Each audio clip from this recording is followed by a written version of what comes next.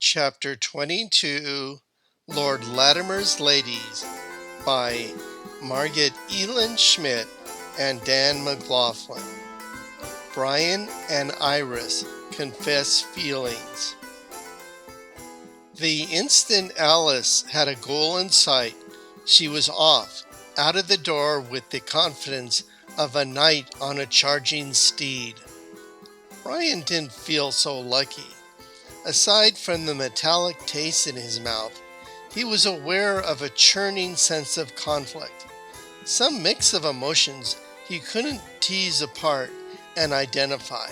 "It will be better when I'm dressed," he announced for the benefit of all concerned. If there's one thing I've learned about the 19th century, it's that lacy sleeves and a good coat can rescue any social situation. "Indeed," said Reginald, taking the hint and visiting the well-stocked closet for an outfit that would be appropriate for the job Brian had to do. It was possible that Carl the Castle was also listening in. The shutters had stopped banging, but there was sort of a friendly sort of creaking sound when Reginald opened the closet doors that an optimist could have it construed as approval.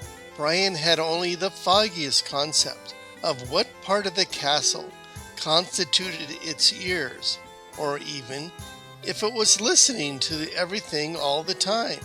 But he had the distinct impression that Carl had a shaggy dog sort of fondness for Alice. If the consciousness of Carl had followed Alice to the door to wish her well on her quest, it was possible. He, Brian, was on his own at the moment. The addition of another member to the questing team was an annoying new wrinkle. Did he have to include Carl in every conversation? When was a creek only a creek? Brian ignored the implications of both the question and his rising blood sugar by focusing on the immediate task at hand.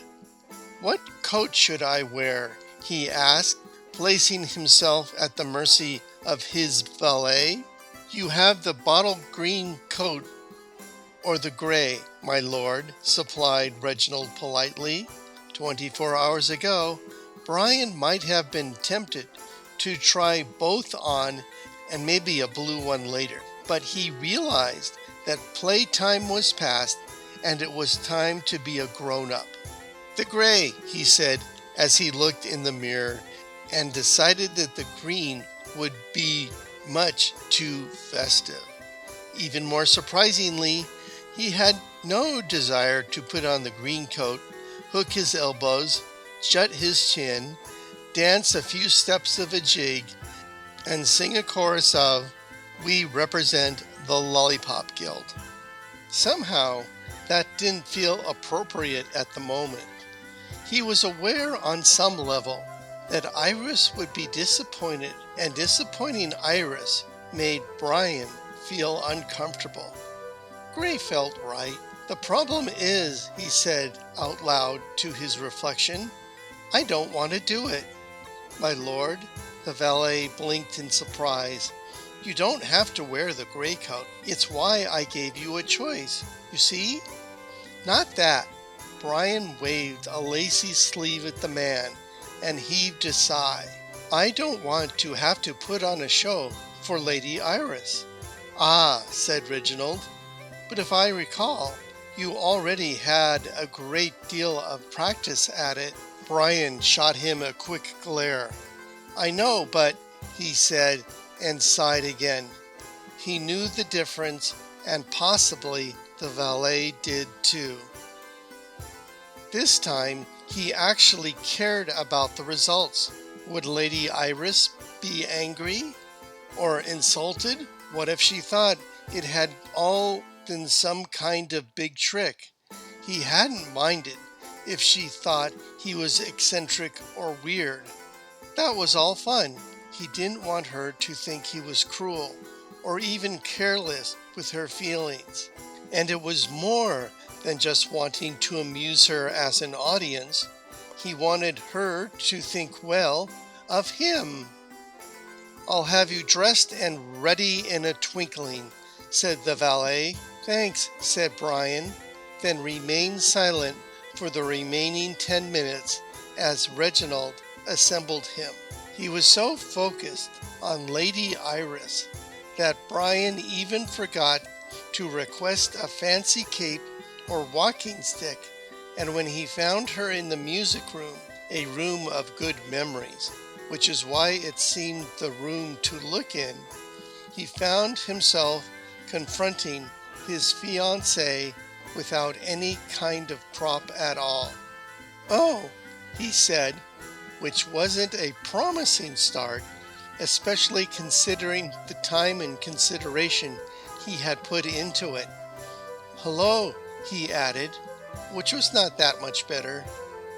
Brian's head was pounding, and he was desperately trying to focus on explaining to Iris why he was there, all of which was complicated by his rapidly evolving feelings to her.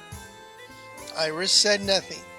She was trained in social situations, but Brian could read by the subtle changes in her expression that she'd been tempted to say something clever in response to his not-so-clever entrance. Maybe, like him, she felt it was not the right time for that kind of game.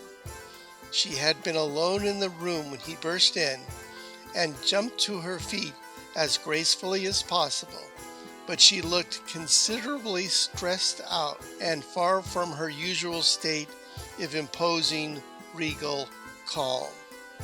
She was very pale, which made her look more like a statue than ever, especially as she stood frozen, apparently waiting for him to say something sensible.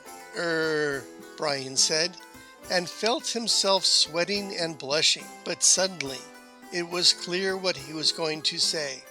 He cleared his throat and squared his shoulders. "Lady Iris, when I awoke this morning," Brian said slowly but surely, "for one brief moment I was happy." "Happy?" repeated Iris. "To be trapped out of your proper time?" "Yes," said Brian, "happy because I knew I was going to see you again." She searched his face, a small frown between her brows, as she noticed Brian's pallor and the discomfort in his posture. From these signs, she must have recognized that he was not feeling well, and her unfortunate experiences with that long-ago uncle made her sure the cause was his diabetic condition. "Would you like to sit down, my lord?" Here, Brian paused. "May I? My head hurts. Feels fuzzy. Please." Iris indicated the couch she had just arisen from. Brian slumped down, and Iris turned to summon one of the nearby servants. "His lordship is unwell," she said. "Please bring some water at once." I knew what it meant health-wise, and I was annoyed," Brian continued. "But with you here, I felt that there was someone who made me happy, and that was you." And Brian seemed to be running out of words. Iris returned to the sofa and sat beside him, taking his hand. "My lord," she interrupted his disjointed attempts to describe his emotions. Then softer, "Brian." She gave him a sad little smile. "When I awoke, I was also feeling an emotion, but it was one of sorrow, not joy." "Sorrow?" echoed Brian. "But why?" "Indeed," said Iris, "because while I believed I could be happy, knowing you were safe again in your own time and place, I was sad, my lord," she said, looking directly into Brian's eyes, "because I knew it meant I would never see you again. I felt that a part of me was gone forever. And yet, here with you now, I am happy. I feel complete." Ryan relaxed and smiled. "Good, because somehow making you happy, making you feel whole, makes me feel whole too. And that makes all of this." Here he waved his arm about, for once without reveling in how much better it looked in lace. "All of this worthwhile." His smile slipped away. "This is where I want to be, with you," Brian said softly. "My only regret is that I have so little time to continue to cause you to smile." Iris, smiling through her tears, said, "There is one thing, my lord, that would make me smile more than your wit." Brian, in his fog, was silent, unable to pick up the hint. "'Tis this," she said, and kissed him. That much Brian could understand, no matter his state of mind, and he was more than happy to return that kiss. It was a moment to treasure, wonderful enough to banish all thoughts of insolence. End of chapter 22, Lord Latimer's Ladies, by Margaret Elin Schmidt and Dan McLaughlin. Read by Dan McLaughlin, 2024.